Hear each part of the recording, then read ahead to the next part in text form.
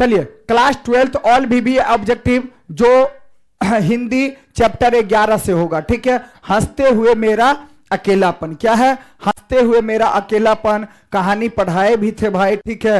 हंसते हुए मेरा अकेलापन, तो इसमें जितना भी ऑब्जेक्टिव है भी ऑब्जेक्टिव जो एग्जाम में पूछने वाला है सारा इसमें ले लिया गया है। और अगर हम इसको कर लेते हैं तो इस चैप्टर से तो एक भी क्वेश्चन एग्जाम में छूटने की कोई चांस नहीं है, ठीक है। और इस तरह से हम जो है सारे चैप्टर का जो है 11 है और इससे पहले जो है 1 से लेकर के 10 तक का ऑब्जेक्टिव जितना है हम करवा चुके हैं, ठीक है। और वो आपको अगर चाहते हैं तो जो प्लेलिस्ट में आपको मिल जाएगा, डिस्क्रिप्शन में उसका लिंक है, आपको मिल जाएगा, ठीक है। चलिए पहला क्वेश्चन जो है क्या भाई? आदमी यथार्थ को जीत ही नहीं यथार्थ को रचता भी है, यह कथन किस लेखक का है भाई? तो यह कथन जो है मलयज जी का है। किसका है जी? मलयज जी का है। चलिए यथार्थ के इस लेन देन का नाम ही संसार है, यह पंक्ति किसके द्वारा लिखी गई है भाई?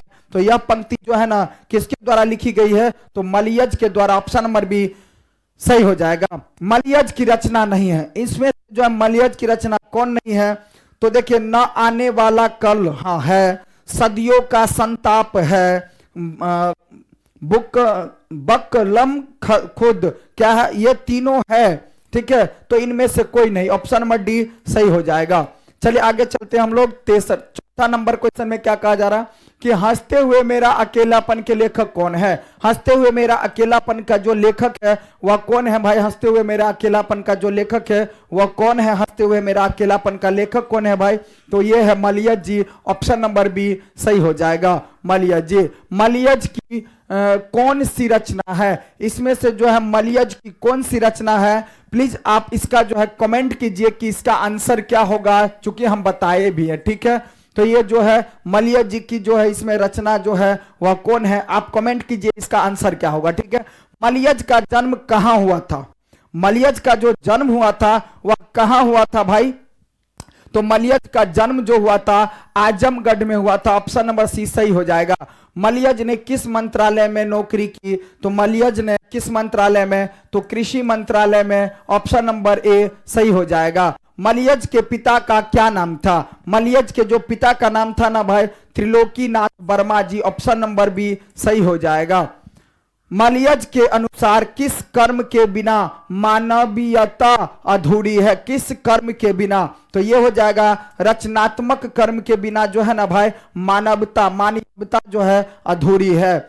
मलयज छात्र जीवन में किस रोग से ग्रसित थे? मलयज जो है छात्र जीवन में किस रोग से ग्रसित थे? तो इनको जो है क्षय रोग हो गया था। ऑप्शन नंबर सी सही हो जाएगा, अर्थात टीबी हो गया था। सेब बेचने वाली लड़की की आयु कितनी थी? सेब बेचती थी उसकी आयु जो है 7 से 8 साल की थी। ऑप्शन पूछा ए सही हो जाएगा और पूछा भी जाएगा भाई। यहां से 3 क्वेश्चन में से एक क्वेश्चन तो पक्का है, बनता है, ठीक है। चलिए आगे 12 नंबर क्वेश्चन क्या कहा जा रहा है? सूचना केंद्र में लेखक को आकर्षित करने वाला अधेड़ व्यक्ति कौन था? तो अधेड़ व्यक्ति वो था बलभद्र ठाकुर। ऑप्शन नंबर क्या हो जाएगा? बी सही हो जाएगा, बलभद्र ठाकुर। निम्नलिखित में से कौन सी मलयज की आलोचना है? मलयज की जो आलोचना है वह कविता से साक्षात्कार। ऑप्शन नंबर सी सही हो जाएगा। पेड़ किस लिए काटे जा रहे हैं भाई? तो पेड़ किस लिए काटे जा रहे हैं? तो ईंधन के लिए काटे जा रहे हैं, ईंधन के लिए काटे जा रहे हैं, जलाने के लिए, और वहां जो छौना बना करके रहने के लिए काटा जा रहा है, अगर दे दे ऑप्शन तो, ठीक है। कौन सी रचना मलयज की है? इसमें से कौन सी रचना जो है मलयज की है? तो ये जो है हंसते हुए मेरा अकेलापन तो है, लेकिन इसमें दिया नहीं है, तो क्या हो जाएगा? जख्म पर फूल। ऑप्शन नंबर सी सही हो जाएगा। जख्म पर फूल का भी जो रचनाकार है वो मलयज जी ही है। चलिए आगे देखते हैं। मलयज ने जख्म पर फूल नामक कविता कब लिखी? तो मलयज जी जो है जख्म पर फूल नामक कविता कब लिखी थी? तो ये जो है 1971 ईस्वी में। ऑप्शन नंबर बी सही हो जाएगा। मलयज की मां का नाम क्या था? मलयज की मां का जो नाम था वो प्रभावती। ऑप्शन नंबर ए सही हो जाएगा, प्रभावती। मलयज ने MA किस विश्वविद्यालय से किया? तो MA जो है इलाहाबाद विश्वविद्यालय से। ऑप्शन नंबर सी सही हो जाएगा। सुरक्षा कहां हो सकती है? सुरक्षा कहां हो सकती है भाई? तो सुरक्षा जो है चुनौती झेलने में ही है, चुनौती झेलने में ही क्या है भाई, सुरक्षा है। अगर आप चुनौती नहीं झेल पाते हैं तो आपको सुरक्षा नहीं मिल सकता, ठीक है। तो चुनौती झेलने में ही क्या है, सुरक्षा है। अर्थात आप लोग जो है चुनौती स्वीकार कीजिए, उसको झेलिए, तब आपको सुरक्षा मिलेगा। रचने और भोगने का रिश्ता कैसा होता है? रचने और भोगने का जो रिश्ता होता है वह द्वंद्वात्मक होता है। क्या होता है भाई? द्वंद्वात्मक। ऑप्शन नंबर ए सही हो जाएगा। हंसते हुए मेरा अकेलापन के लेखक जो है भाई कौन है? तो ये भी आप कमेंट कीजिए कि इसका आंसर क्या होगा। हंसते हुए मेरा अकेलापन के लेखक कौन है भाई? कमेंट कीजिए कि इनका जो लेखक है हंसते हुए मेरा अकेलापन का, वो चारों में से कौन होगा, ठीक है। चलिए आगे। मालियज का जन्म हुआ था, मालियज का जो जन्म हुआ था वह कब हुआ था? 1935 ईस्वी में। ऑप्शन नंबर ए सही हो जाएगा। मालियज का मूल नाम क्या था? मालियज का जो मूल नाम है वह क्या था भाई? तो भरत श्रीवास्तव। भरत श्रीवास्तव मालियज का मूल नाम है और एग्जाम में पूछा जाने वाला क्वेश्चन है भाई।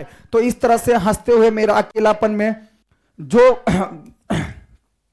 मालियज, चलिए आगे का जो क्वेश्चन है, जख्म पर धूल शीर्षक कविता किसकी रचना है? तो जख्म पर धूल जो शीर्षक कविता है वह किसकी रचना है भाई? तो ये जो है किसकी रचना है? जख्म पर फूल धूल जो है यह किसकी रचना है? तो मालियज की ऑप्शन नंबर क्या हो जाएगा? बी सही हो जाएगा। 1995 ईस्वी में परिवेश सम्मान किसे प्राप्त हुआ था? तो ये जो प्राप्त हुआ था ओम प्रकाश वाल्मीकि को। ऑप्शन नंबर डी सही हो जाएगा। हंसते हुए मेरा अकेलापन किस विधा में लिखित है? हंसते हुए मेरा अकेलापन जो है ये डायरी है, डायरी लिखा गया है। इसमें डायरी बताया गया कि डायरी में करके लिखा गया है, ठीक है। तो विधा में पूछेगा तो हंसते हुए मेरा अकेलापन क्या एक प्रकार का डायरी है। जो मालियज जी अपना डायरी लिखा करते थे उसके बारे में बताया गया है। हर आदमी उस संसार को रचता है जिसमें वह जीता है, जिसमें वह जीता है और भोगता है। यह कथन किसका है? तो यह कथन जो है भाई किसका है? तो यह कथन मालियज का है। ऑप्शन नंबर सी सही हो जाएगा, मालियज का। 27 नंबर क्वेश्चन तो हो गया, 27 क्वेश्चन टोटल इसमें लिया गया था। और इस चैप्टर से जितना भी ऑब्जेक्टिव अगर पूछा जाएगा तो इससे बाहर का ऑब्जेक्टिव नहीं आएगा परीक्षा में, निश्चित है ये बात, ठीक है। तो आप इसको बढ़िया से पढ़ करके चले जाइए और एग्जाम में इस चैप्टर से, और बाकी का जो चैप्टर है इससे पहले हम करवा चुके हैं और जो बाकी है उसे भी हम करवा देंगे, ठीक है। तो चलिए